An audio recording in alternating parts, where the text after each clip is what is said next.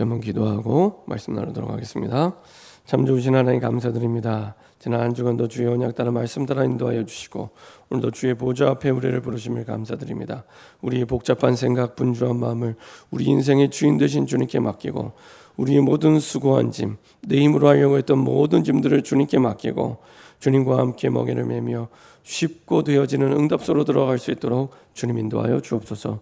우리 생각과 마음을 혼미케 하여 주의 말씀을 말씀대로, 주의 언약을 언약대로 따라가지 못하게 하는 우리 모든 불신앙과 흑암이 권세는 주 예수 그리스도의 능력의 이름으로 완전히 결박받고 떠나가게 하시고, 주신 말씀 그대로, 주신 언약 그대로 우리 현장에서 확인되고 체험되고 발견되는 증인되게 하여 주옵소서. 감사드리며 주 예수 그리스도의 이름으로 기도합니다. 아멘. 우리 저기 계신 분과 인사 한번 하겠습니다. 예수가 그리스도이십니다. 우리 한 번 더 인사드리겠습니다. 그리스도께서 모든 문제를 완전히 끝내셨습니다. 자, 오늘도 제목을 가지고 인사 한번 하겠습니다. 안 보이는 곳에 답이 있습니다. 그 대부분 우리 중요한 것들은 눈에 보이지 않습니다. 제가 그 청년 때 제 교회 다닌 후배와 잠깐 이렇게 포럼을 하다가 그런 얘기 하더라고요. 그 친구 굉장히 똑똑한 친구였는데 저보고 그런 거예요. 형님, 제가 볼 때 이게 중요한 거는 다 눈에 보이지 않냐 하면서 한참을 이제 합리적으로 논리적으로 얘기하면서 결론은 뭐냐, 하나님은 눈에 안 보이니까 어떻게 증명하냐, 이런 얘기하는 거였습니다. 뭐 그때는 저도 이제 복음이 희미하고 복음을 잘 모를 때니까 아닌데 대답을 못했어요. 그러다가 나중에 이제 말씀을 듣고 기도하는 가운데 진짜 중요한 건 눈에 안 보이구나. 믿음이 눈에 보입니까? 믿음의 증거는 있지만 믿음은 눈에 보이지 않습니다.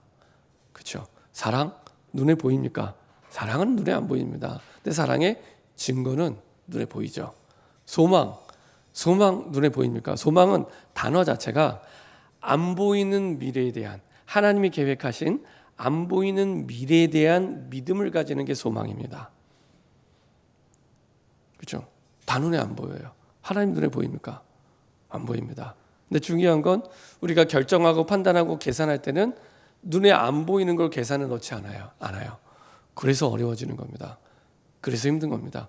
우리 계산에 눈에 안 보이는 거는 자꾸만 없다고 생각이 돼서, 그렇게 길들여져 왔기 때문에, 학교에서 그렇게 배워왔기 때문에, 세상을 통해 배운 것이 진리가 아닌데 참고사항인데 그게 기준인 것처럼 우리가 중요한 결정, 판단, 선택을 할 때는 전부 눈에 보이는 것으로만 선택을 합니다.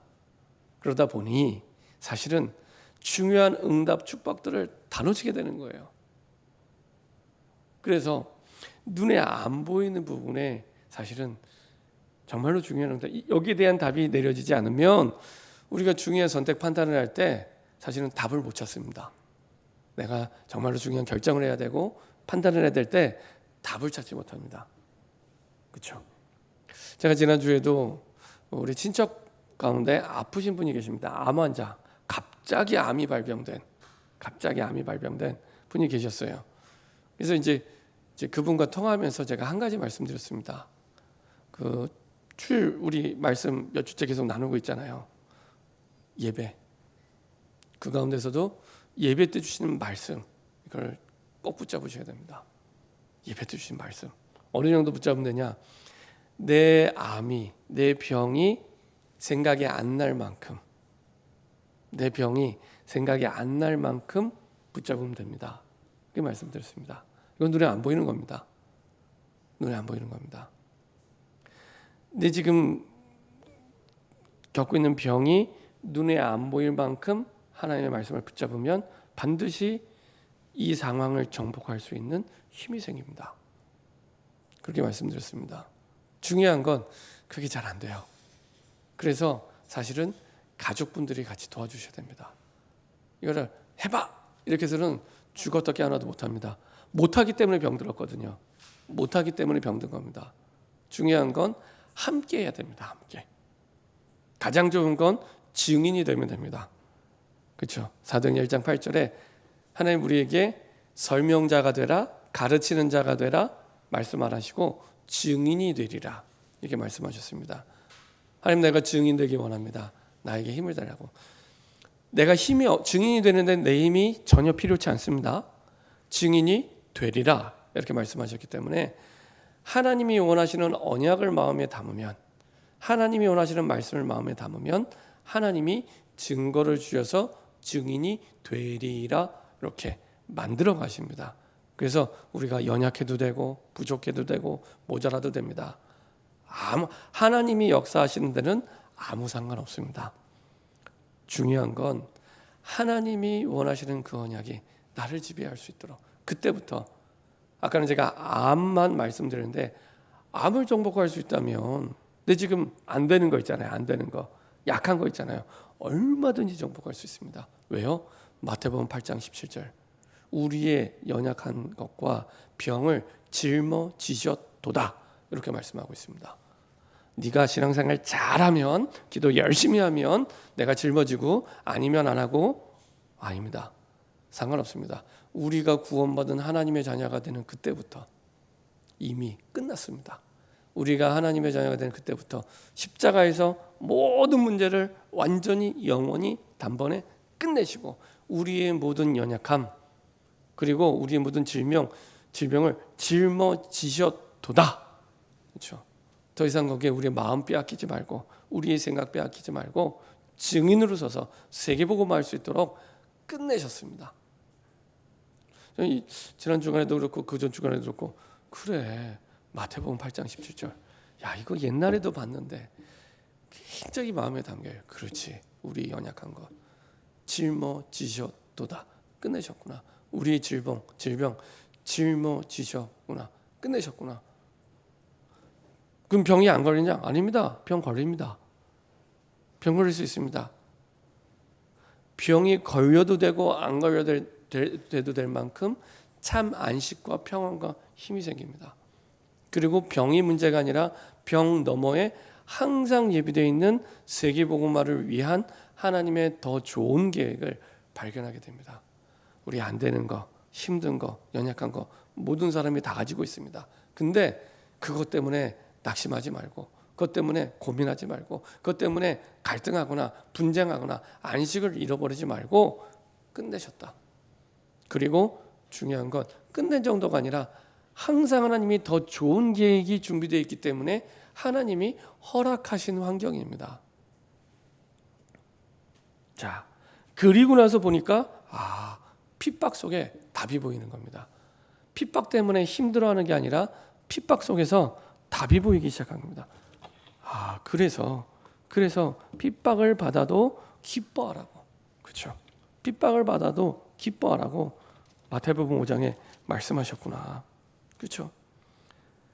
나로 말미암아 너희를 욕하고 박해하고 거짓으로 너희를 거스르는 모든 악한 말을 할 때에는 너에게 복이 있나니 기뻐하고 즐거워하라. 하늘에서 너희의 상이 큼이라.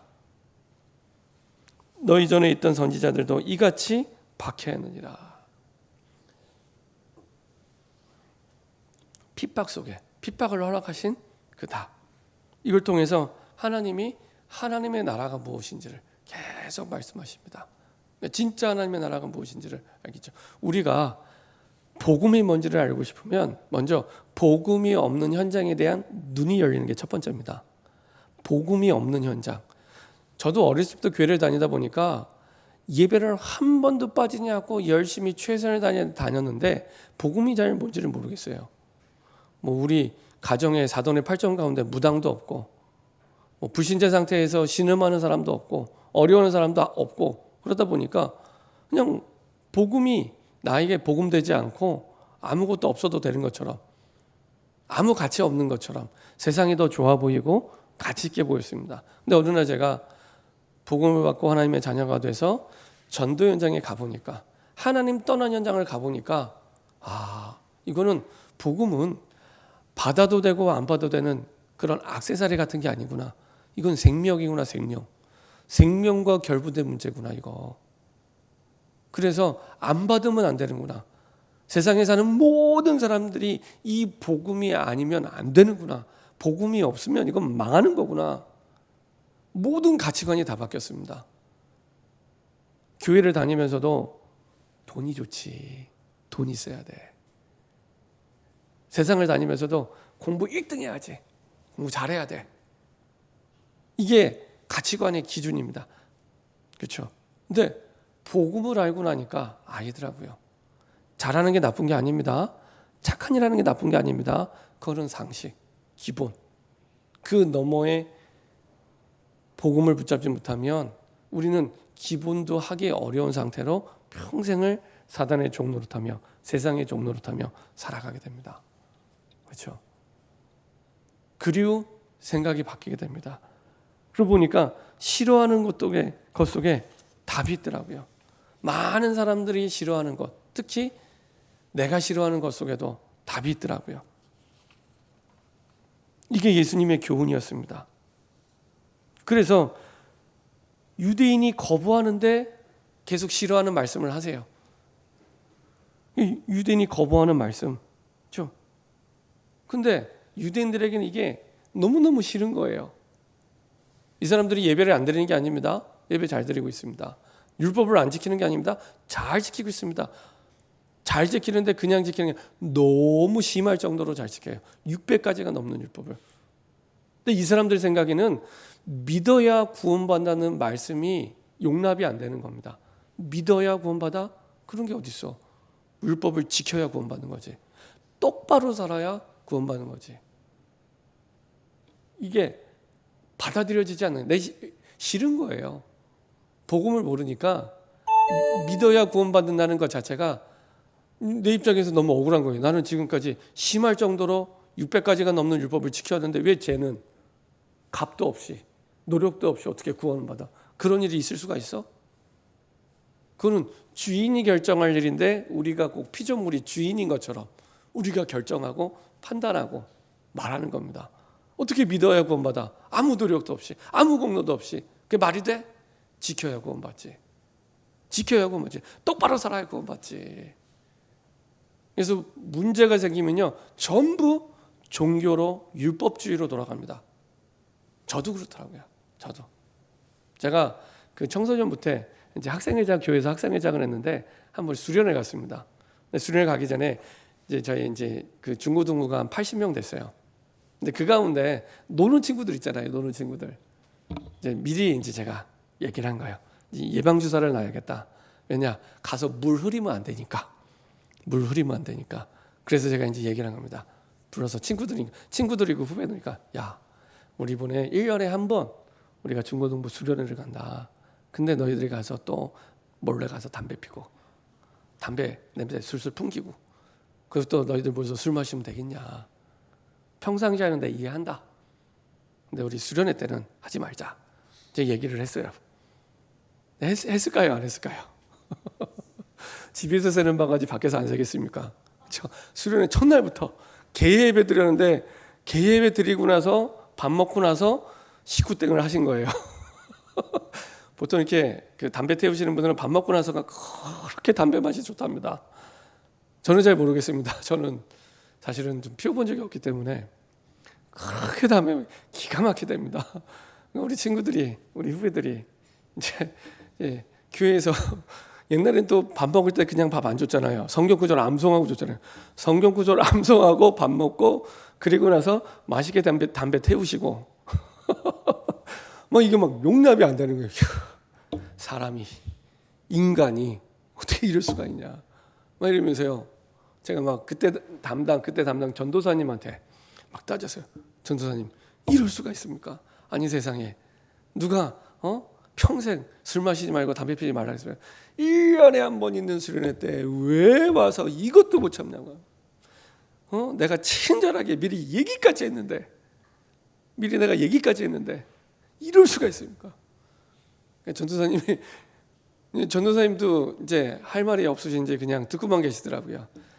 야, 그냥 기도하자. 그러고 말았습니다.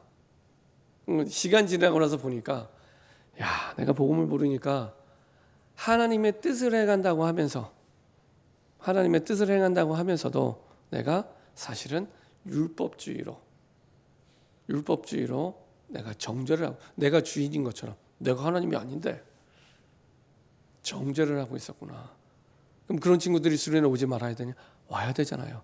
그런 친구들일수록 와야 되잖아요.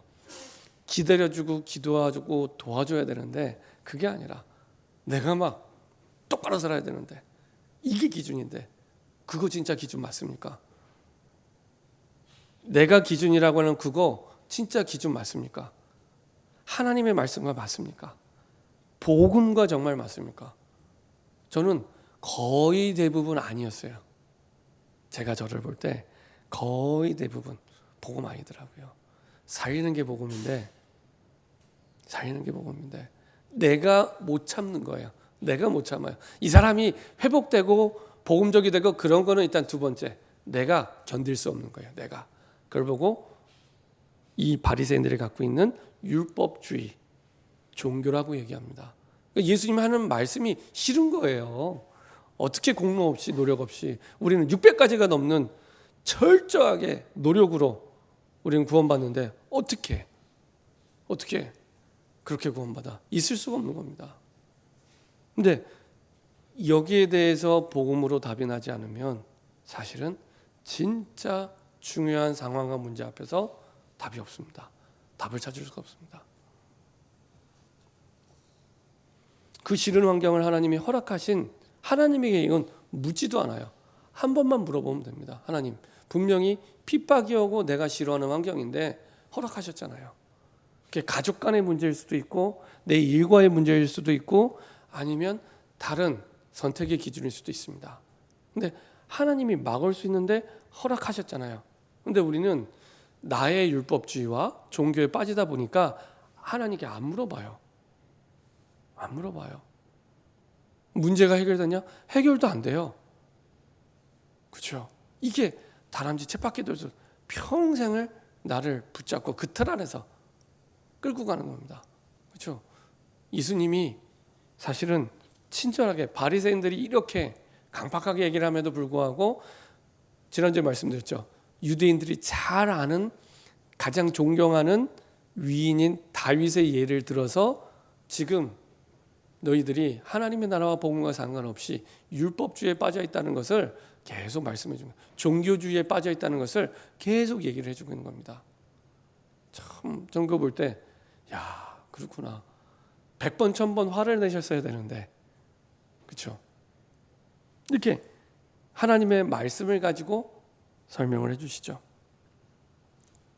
이렇게 종교와 율법을 가지고 종교와 율법이 무엇인지를 복음과 종교가 무엇인지를 계속 말씀해 주십니다. 그래서요 한 번만 질문하신답니다. 내가 핍박받고 싫어하는 것인데 왜 하나님이 허락하셨을까? 그렇죠? 그 가운데 복음이 뭐고 종교가 무엇인지, 복음이 뭐고 율법주의가 무엇인지를 정말로 잘 확인해야 됩니다. 그렇지 않으면 반드시 우리는 우리 체질대로 갑니다. 내가 좋아하는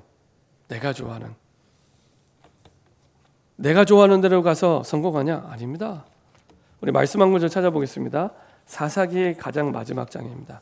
사사기 21장 25절.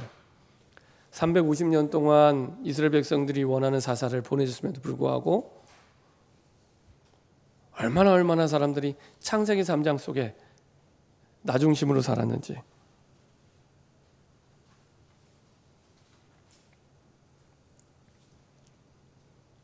사사기 21장 25절입니다.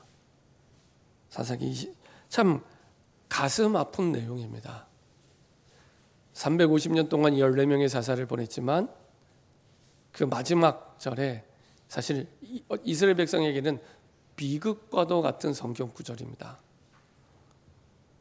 21장 25절 같이 합독하겠습니다. 그때에 이스라엘에 왕이 없으므로 사람이 각기 자기의 소견에 옳은 대로 행하였더라.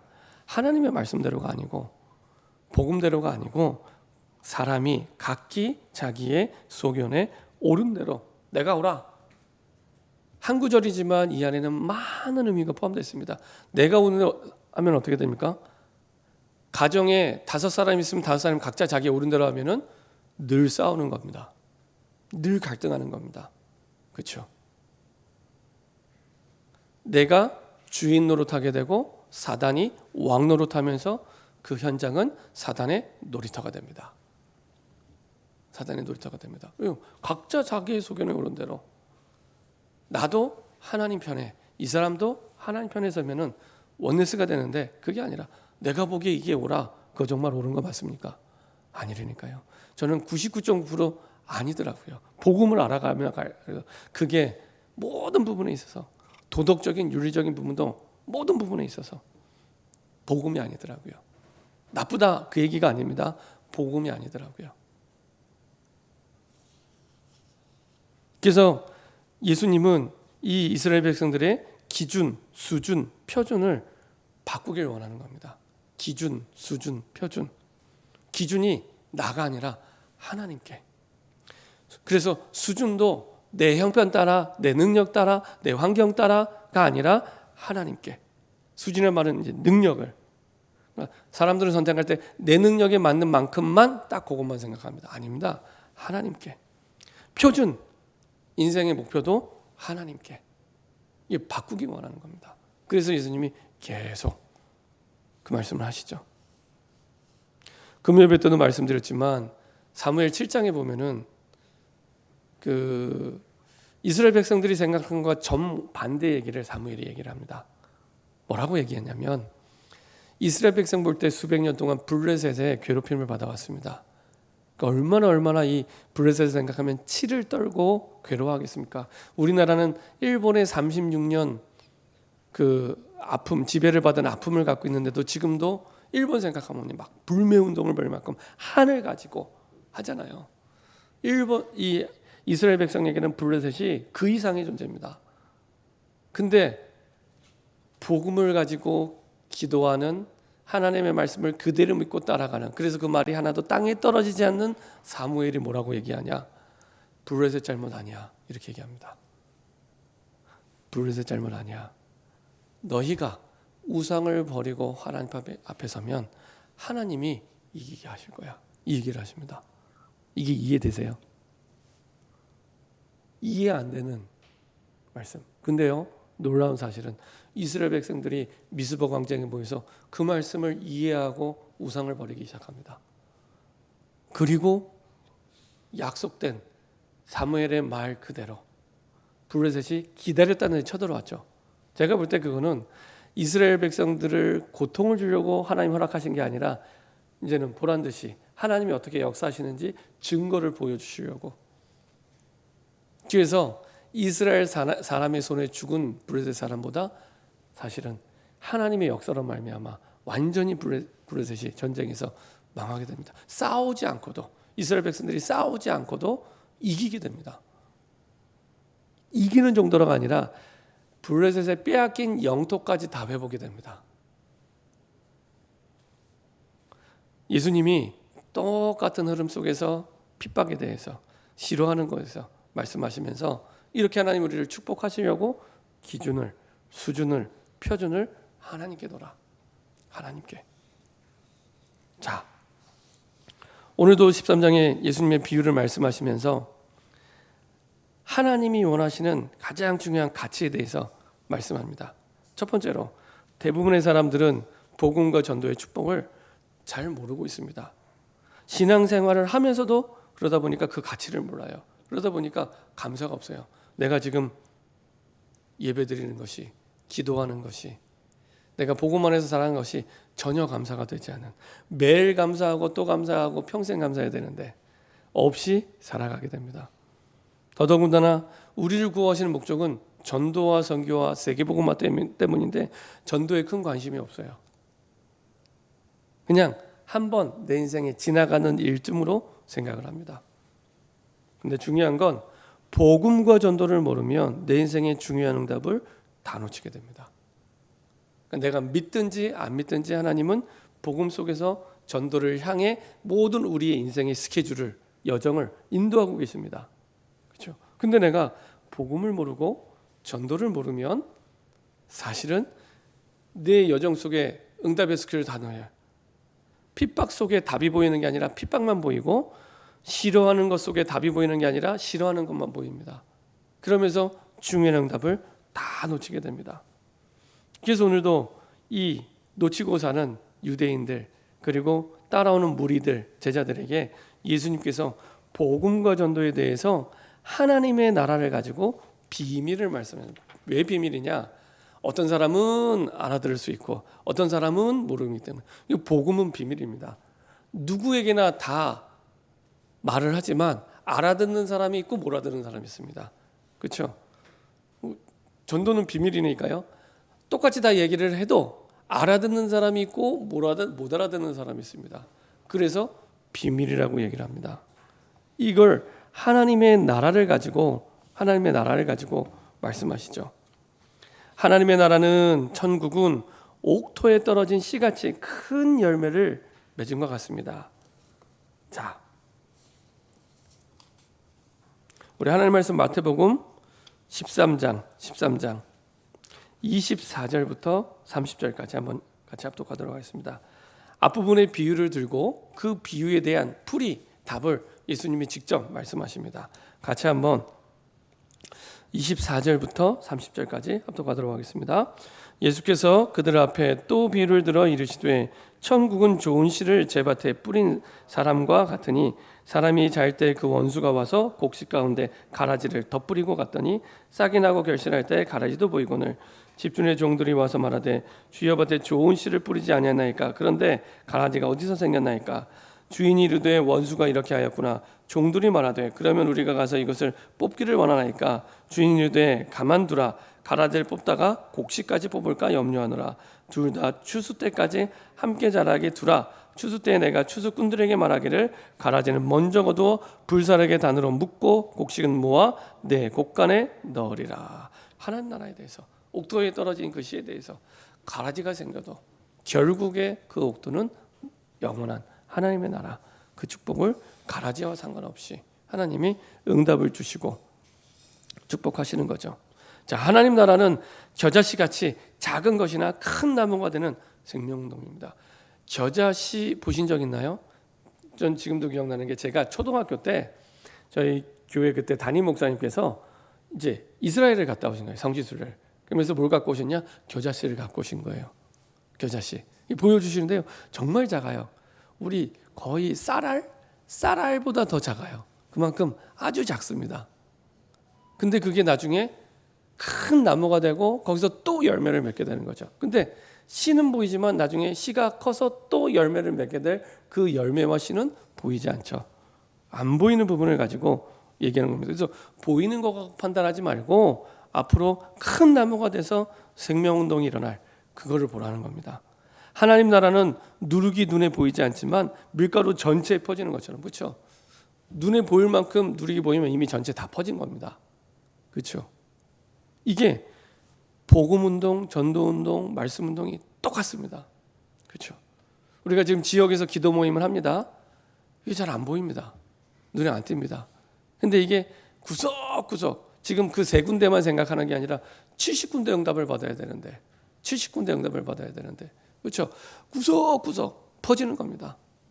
퍼져서 구석구석에서 흑암을 꺾고 하나님의 나라가 임하도록 그리고 불신자가 돌아도 기도할 때 그때 분당이 바뀌고 성남이 바뀌고 수도권이 바뀌는 겁니다. 그렇죠? 누룩. 하나님 나라는 밭에 감추인 보화. 우리 마태복음 13장 44절 한번 읽어보겠습니다.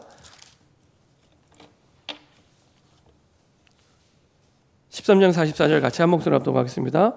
천국은 마치 밭에 감추인 보화와 같으니 사람이 이를 발견한 후 숨겨두고 기뻐하며 돌아가서 자기의 소를 다 팔아 그 밭을 사니라. 복음이 이런 거예요. 전도가 이런 겁니다. 내가 가지고 있는 것 다 팔아도 기쁜 마음으로 가지게 되는 것. 이게 하나님의 나라요, 복음이요, 전도입니다. 그렇죠? 그래서 기준, 수준, 표준을 하나님께 두지 않으면 복음이 이해가 안 되고요. 전도가 이해가 안 되는 겁니다. 내 건데, 이거 내 건데 어떻게 다 팔아? 근데 가감 없이 다 팔아도 될 만큼, 다 줘도 될 만큼 이게 복음이라는 겁니다. 이게 전도요, 하나님의 나라입니다. 하나님의 나라는 값진 진주를 가진 것과 같습니다. 값진 진주. 또 천국은 마치 좋은 진주를 구하는 장사와 같으니 극히 값진 진주 하나를 발견하며 가서 자기의 소유를 다 팔아 그 진주를 사려. 똑같죠. 자기의 소유를 다 팔아. 자기 있는 걸 다 팔아도 밭에 감춘 보화 때문에 기뻐했던 그 농부처럼 그게 복음이고 그게 전도요 하나님의 나라라는 겁니다. 그래서 내가 있는 것을 다 팔아도 될 만큼 다 줘도 될 만큼 기쁘다. 진짜 참 안식이요. 그때부터 이게 복음이구나. 그래서 그 유목사님이 복음에 대해서 말씀하실 때 항상 복음의 완성은 없는데 이런 게 완성이 아닌가 하고 항상 두 구절을 말씀하십니다. 하나는 뭐냐? 시편 23편 여호와는 나의 목자시니 내게 부족함이 없으리로다. 근데 그 시편을 언제 썼냐? 다윗이 도망자일 때 썼습니다. 이게 말이 됩니까? 근데 여호와는 나의 목자시니 내게 부족함이 없으리로다. 이게 진짜 복음을 깨달은 겁니다. 이게 진짜 복음을 누리는 겁니다.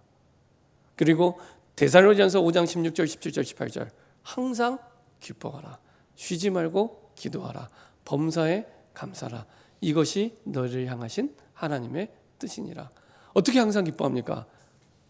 기뻐하는 일만 슬픈 일이 훨씬 많고 고민하는 일이 훨씬 많고 갈등하는 일이 훨씬 많은데요. 전에 말씀드렸잖아요. 신자 불신자 할 것 없이 평균 하루에 웃는 시간은 1분 30초. 고민하고 갈등하는 시간 3시간이랍니다. 하루에 3시간. 근데 여자가 좀 더 많아요. 3시간 반. 남자는 2시간 반. 그렇죠? 어떻게 항상 기뻐해요? 기뻐할 수 없죠. 안 기쁜 일이 훨씬 많은데요. 근데 그게 아니래요. 항상 기뻐하라. 쉬지 말고 기도하라. 범사에 감사하라. 중요한 건 마지막에 이것이 너를 향하신 하나님의 뜻이니라. 항상 기뻐할 수밖에 없을 만큼, 감사할 수밖에 없을 만큼, 쉬지 않고 기도할 수밖에 없을 만큼 하나님이 뜻을 가지고 구원받은 하나님의 백성에게, 데살로니가전서는 불신자에게 보내는 편지가 아니잖아요. 그 하나님의 뜻을 가지고 인도하고 계시다는 겁니다. 근데 우리는 그 뜻을 안 물어보잖아요. 내가 싫은 거지, 내가 핍박받는 거지. 왜 그러냐? 기준을 하나님께 두지 않으니까. 항상 내가 보기에 옳은 대로, 내 소견에 옳은 대로. 결론입니다. 그래서 평생 우리가 신앙생활하면서 3가지만 누리시면 됩니다. 첫 번째로 복음의 비밀을 누리는 기도. 그렇죠? 내가 원하는 것 달라는 기도가 아닙니다. 복음의 비밀을 누리는 기도. 두 번째로 죽음에서 살리는 전도. 그렇죠? 죽음에서 살리는 전도. 대부분이 지옥 같은 삶을 사는 사람 굉장히 많잖아요. 죽음에서 살리는 전도, 그리고 흑암에서 세계를 건지는 선교. 3가지 붙잡고 가시면 됩니다. 이게 신앙생활입니다. 복음의 비밀을 누리는 기도, 죽음에서 생명으로 살리는 전도, 흑암에서 세계를 건지는 선교. 마음에만 담아도 성경에 기록된 축복은 내 삶의 사실로 되어질 것입니다. 이렇게 응답받는 저 여러분 되길 소원합니다. 기도하겠습니다. 주님, 안 보이는 곳에 답이 있는 줄 믿습니다. 안 보인다고 없는 것이 아니라 안 보이는 곳에 답이 있는 줄 깨닫게 하시고, 핍박 속에 답이 있는 깨닫게 하시고, 우리의 기준, 수준, 표준을 하나님께 두고 달려가는 새로운 시작되게 하여 주옵소서. 그래서 하나님이 원하시는 복음과 전도와 선교와 세계복음화가 우리의 신앙생활이 될 수 있도록 축복하여 주옵소서. 감사드리며 주 예수 그리스도의 이름으로 기도합니다. 아멘.